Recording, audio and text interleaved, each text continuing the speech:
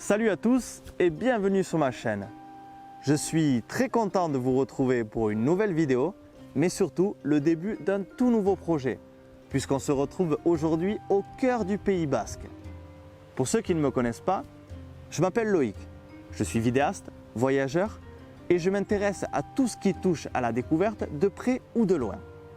S'il y en a parmi vous qui découvrent cette chaîne pour la première fois, je vous invite à jeter un œil à mon précédent projet, l'Oiseau Migrateur, dans lequel je suis parti durant plusieurs mois sur les routes du Canada, à la découverte des lieux plus ou moins connus du deuxième plus grand pays au monde. Depuis quelque temps maintenant, je suis de retour au Pays Basque, qui en plus d'être une superbe région, possède l'une des cultures les plus vieilles d'Europe. Et aujourd'hui, on va partir à la découverte d'un des aspects les plus anciens de cette culture, la mythologie. Voilà pourquoi je vous invite aujourd'hui à me rejoindre dans un voyage au cœur des légendes basques. Un projet qui s'étendra sur pas moins de 10 épisodes, des épisodes dans lesquels je partirai à la découverte des principaux personnages de la mythologie basque. Je ne vous en dis pas plus, on va démarrer doucement ce projet en vous expliquant quelques bases sur la mythologie basque.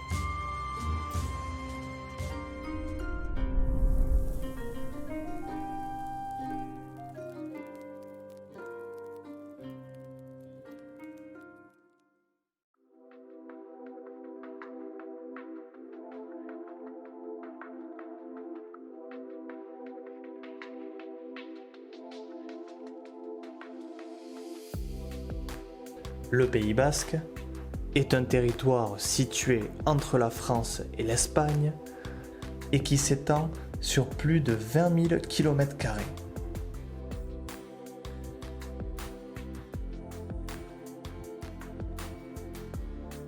Du côté espagnol, il fait partie des 17 communautés autonomes du pays, au même titre que l'Andalousie ou la Catalogne. Le Pays Basque et la Navarre représentent chacun une de ces communautés autonomes.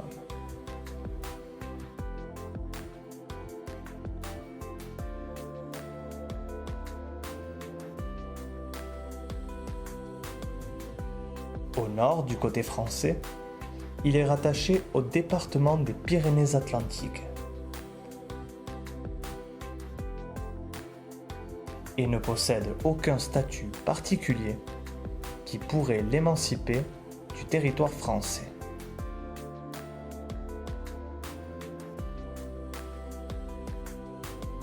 Le Pays Basque, dans son ensemble, se divise en 7 provinces. Au nord, du côté français, on trouve les provinces de la Basse-Navarre, du Labourd, ainsi que de la Soule. Au sud, l'Álava, la Biscaye, le Guipúzcoa, ainsi que la Navarre. En raison de sa position géographique, on y parle le français, l'espagnol et on y partage surtout une mystérieuse langue, le basque.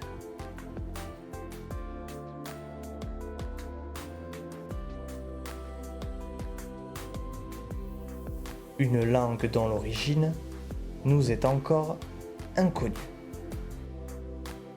Car l'Euskara, tout comme son peuple, est présent sur ces terres depuis bien longtemps. Le Pays Basque est un territoire peuplé depuis pas mal de temps maintenant. Et pour vous montrer cela, on va aller voir ensemble le dolmen de Mendive, une construction préhistorique vieille de plusieurs milliers d'années. Alors bien sûr, il paraît difficile d'attribuer une date précise à la construction de ce dolmen, mais on estime que ces constructions dateraient du mégalithique, c'est-à-dire d'une période comprise entre le 5e et le 3e millénaire avant Jésus-Christ. Et les dolmens ont une signification bien particulière pour l'homme, car ils servaient à l'époque de sépulture pour les morts. On plaçait le défunt à l'intérieur du dolmen, face au soleil, auquel on attribuait des pouvoirs divins. Cela nous montre deux choses. La première, c'est que l'homme est présent sur le territoire basque depuis au moins plusieurs milliers d'années. La seconde nous montre qu'en ces temps très anciens, l'homme possédait déjà des croyances, visiblement en rapport avec une divinité solaire, l'une des plus vieilles croyances de l'histoire de l'homme.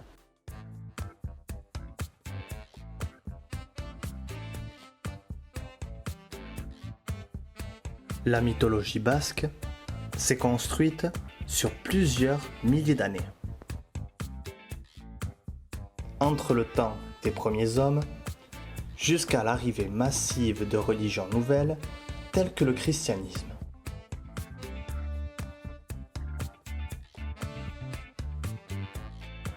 Et avant l'annonce de l'arrivée d'un Messie et d'un Dieu unique, on croyait en Pays basque à l'existence d'un certain nombre d'entités.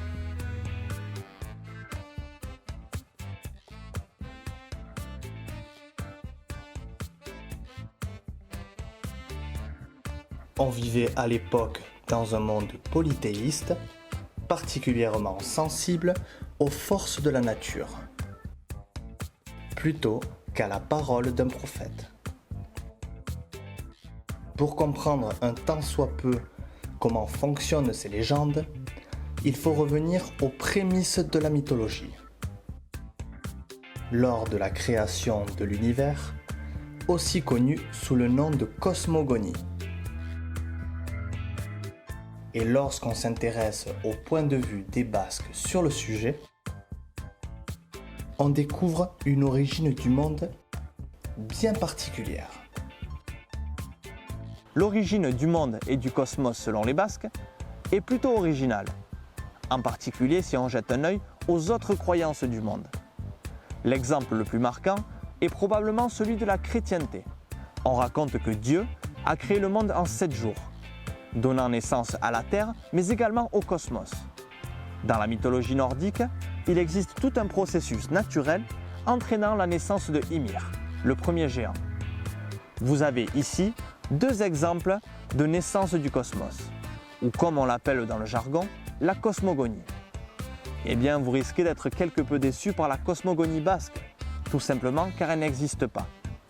Il n'y a en effet aucun récit retraçant les premières heures du cosmos. Pour les Basques, le cosmos a toujours existé. Il était là avant eux et sera toujours là lorsque l'homme disparaîtra.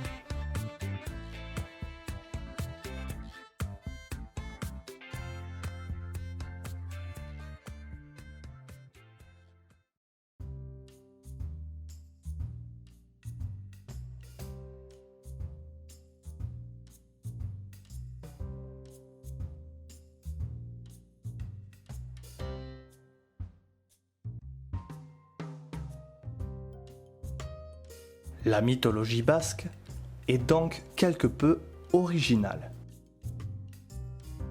car il existe sur Terre des dizaines de cosmogonies qui retracent les premiers jours de notre univers.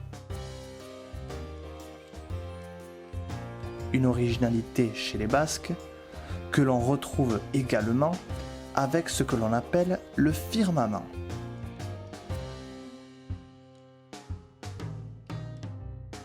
Le firmament, c'est en quelque sorte les cieux, un lieu céleste dans lequel vivraient les divinités.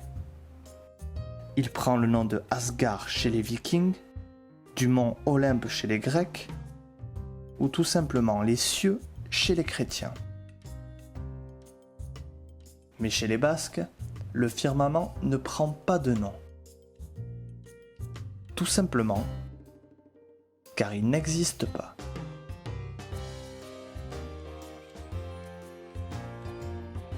Enfin si, il existe. Mais il s'agit non pas d'un lieu de vie comme chez les Grecs, mais simplement d'un lieu de passage que certaines entités empruntent parfois. Bien souvent dans le but de se déplacer, d'une région vers l'autre. Il n'existe donc pas chez les Basques un équivalent à Asgard ou au mont Olympe. Et en vérité, seuls deux mondes existent. Le monde terrestre et le monde souterrain. Vous l'aurez compris, la vision du monde selon les Basques de jadis semble être quelque peu différente des autres croyances du monde. Et même si le Pays basque possède dans sa mythologie cette part d'originalité, il ne faut pas oublier que la région, tout comme une grande partie de l'Europe, a connu au fil des siècles son lot d'invasions. Des peuples venus d'Europe mais également d'Asie qui ont apporté avec eux leurs connaissances mais surtout leurs croyances. Des croyances qui ont probablement modifié la transmission puis la rédaction de ces légendes. Mais ce qui a modifié, voire dénaturé la mythologie basque, c'est l'arrivée d'une religion massive au XIIe siècle. La religion chrétienne.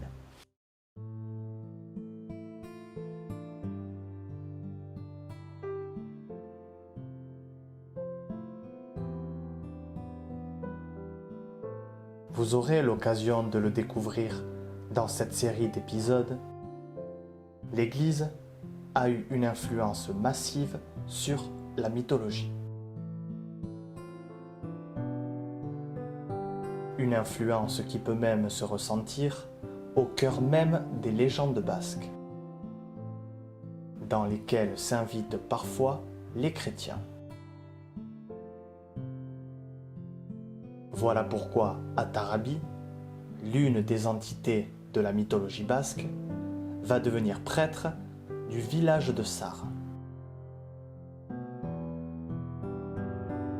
Un comble pour un personnage supposé appartenir au monde païen.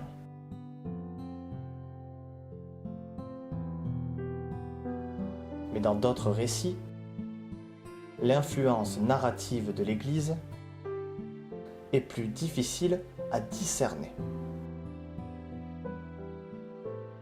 Difficile également d'arriver à trouver un récit qui n'ait pas été modifié au cours de l'histoire.